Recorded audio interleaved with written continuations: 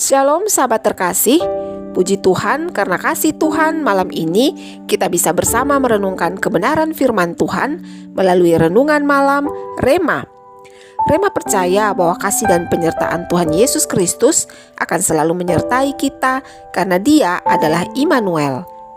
Baik sahabat, sebelum merangkak ke perenungan, mari berdoa. Bapa Sorgawi, kami bersyukur untuk hidup ini. Sungguh Engkau sangat baik bagi kami. Saat ini kami hendak belajar kehendak-Mu melalui firman-Mu. Tolonglah kami dengan Roh Kudus agar kami bisa memahami dan melakukan maksud-Mu dalam hidup ini. Dalam nama Yesus Kristus kami berdoa. Amin. Bagian ayat firman Tuhan yang menjadi pedoman Rema kali ini terbaca dari surat Paulus kepada jemaat di Roma dalam Roma pasal 12 ayatnya yang kedua bagian A yang berbunyi demikian. Janganlah kamu menjadi serupa dengan dunia ini. Sahabat, seorang guru sekolah dasar bernama Ibu Rita memberikan soal kepada muridnya. Soal itu adalah soal matematika mengenai penjumlahan yang berjumlah 10 soal. Setelah dikumpulkan, ada beberapa anak yang salah termasuk Doni. Dari 10 soal, hanya 1 soal saja yang salah dijawab oleh Doni. Ibu Rika menjelaskan kepada siswa-siswa yang salah menjawab dan mereka memperbaiki jawabannya dengan jawaban yang benar, kecuali Doni. Doni tetap berkeras bahwa jawabannya lah yang benar.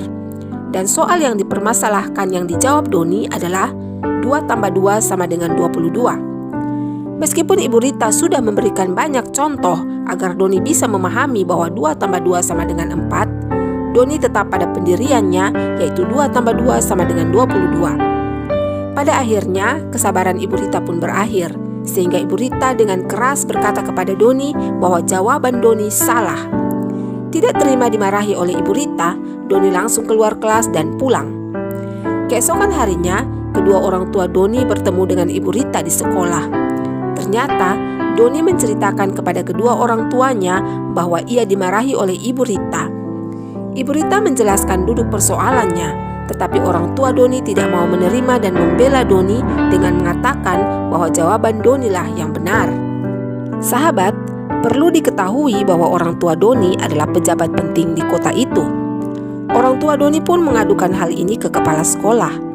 Maka Ibu Rita pun dipanggil kepala sekolah dan dipaksa untuk mengakui bahwa 2 tambah 2 sama dengan 22. Ibu Rita tidak mau mengikuti keinginan kepala sekolah, sehingga kepala sekolah mengancam bahwa akan mengadukan Ibu Rita ke komite sekolah. Keesokan harinya, Ibu Rita pun dipanggil oleh komite sekolah dan juga dipaksa untuk mengakui bahwa 2 tambah 2 sama dengan 22. Namun Ibu Rita tetap pada pendiriannya. Komite sekolah lalu mengambil keputusan untuk memberhentikan Ibu Rita dari pekerjaannya sebagai guru karena dianggap tidak bisa bekerja sama.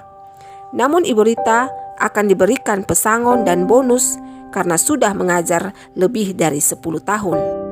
Hari selanjutnya adalah hari ulang tahun kota. Di rumah saat menonton televisi, Ibu Rita melihat ayah Doni yang adalah petinggi kota itu mengumumkan bahwa aturan baru untuk kota itu 2 tambah 2 sama dengan 22 disahkan dan diberlakukan pada hari itu juga dan disambut gembira oleh warga kota. Melihat hal itu, Ibu Rita hanya bisa menggeleng-gelengkan kepala tidak percaya. Pada keesokan harinya, Ibu Rita dipanggil untuk mengambil pesangon dan bonus yang dijanjikan. Ketika sampai, Ibu Rita disodorkan sebuah tanda terima untuk ditanda tangani. Namun sebelum menandatanganinya, Ibu Rita membaca uraian yang tertera, yaitu pesangon 2.000 tambah bonus 2.000 sama dengan 4.000. Maka sambil tersenyum, Ibu Rita berkata kepada tim komite sekolah bahwa bukankah kemarin pada hari ulang tahun kota telah disahkan dan diberlakukan 2 tambah 2 sama dengan 22? Maka tim komite sekolah pun tidak bisa berkata apa-apa lagi selain mengganti tanda terima pesangon 2.000 tambah bonus 2.000 sama dengan 22.000.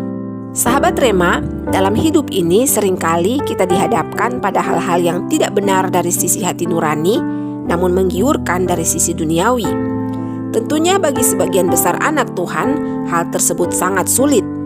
Apalagi jika yang menggiurkan dari sisi duniawi itu sangat bertepatan dengan apa yang sementara dibutuhkan. Pada saat itulah gejolak batin mulai berkecamuk dan dilema mulai melanda. Namun justru pada saat itu jugalah saat yang paling tepat untuk menentukan pilihan roh atau daging. Pada saat sementara berada di zona nyaman, seringkali berkata bahwa tidak mungkin akan melakukan hal-hal yang bertentangan dengan roh. Namun, apakah komitmen yang sama juga masih ada pada saat keluar dari zona nyaman? Sahabat, arus kehidupan dunia saat ini adalah arus yang harus benar-benar diwaspadai karena meskipun kecil namun bisa membinasakan. Hal itu disebabkan karena menganggap kecil dan menganggap remeh tanpa disadari bahwa meskipun kecil namun jika terus dibiarkan maka lama-kelamaan akan menjadi besar. Hidup kekristenan yang sesungguhnya adalah hidup yang melawan arus dunia. Setiap anak Tuhan dituntut untuk bisa menerjang arus, ibarat sebuah kapal dalam badai yang harus bisa bertahan agar selamat sampai tujuan. Sahabat Rema terkasih, demi ketaatan kepada Tuhan, setiap anak Tuhan harus bersedia melawan arus. Dalam arti, jika mengikut Kristus, maka motivasi, nilai-nilai, dan kebiasaan-kebiasaan harus berbeda dengan dunia. Jika ingin menyuarakan suara yang berbeda dalam barisan, maka harus melangkahkan kaki dengan irama yang berbeda pula dengan orang-orang di sekitarnya. Hal ini jelas membutuhkan keyakinan, keberanian, dan kebijaksanaan yang hanya bisa didapatkan jika benar-benar intim dengan Allah. Kasih karunia Allah memungkinkan semua itu terjadi, sehingga meskipun berbeda, namun yang terpenting hidup kita benar di hadapan Allah. Allah di dalam Yesus Kristus memberkati kita dengan firman-Nya. Sahabat, mari berdoa. Bapa Sorgawi, tolonglah kami karena kadang kami tidak sanggup untuk melawan arus kehidupan dunia. Kami lemah tanpa Engkau. Kuatkanlah kami selalu dengan kekuatan ilahi-Mu, agar sebesar apapun arus yang dihadapi, kami sanggup untuk melawannya. Amin. Sahabat Rema terkasih, kita tiba di akhir kebersamaan.